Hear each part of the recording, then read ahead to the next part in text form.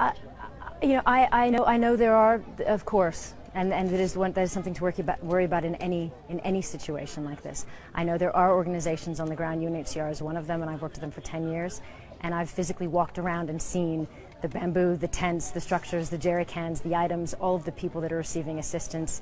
They have to be very accountable, and they will continue to be.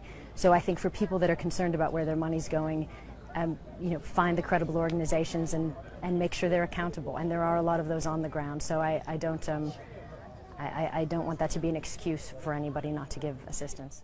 Do you think the government response here was too slow? We've heard this from many people ourselves over the last 5 weeks. Government was nowhere to be seen.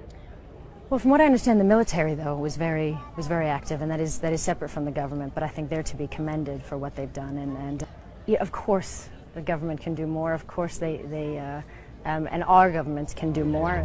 We're already seeing children dying from preventable diseases. We've seen children with cholera. We've seen children with diarrhea. What would you say to the international community now? What everybody's saying, for everybody to do everything that they can. There are 18 million people who've been affected. There are millions who are in desperate need of immediate aid, so they don't lose their lives.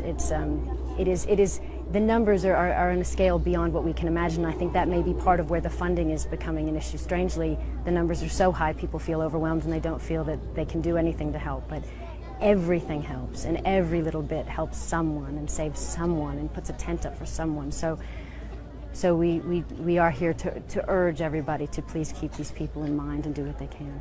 You are a mother, and I know you spent a lot of time with mothers here listening to their stories. What has been the impact of that, listening to what has happened to them?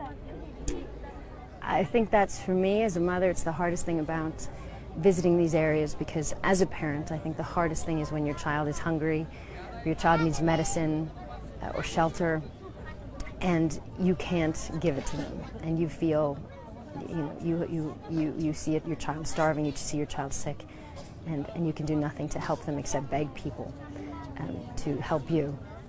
And we've met a lot of mothers like that. We've met a lot of mothers who lost their children in the flood because it was so quick and so fast, and the children, they weren't able to grab all their children, and some of the babies were sleeping. And so it's an unimaginable disaster for these people. The trauma will not be healed anytime soon for their loss, and there's much we can't do. We can't bring the children back, but we can certainly help them now.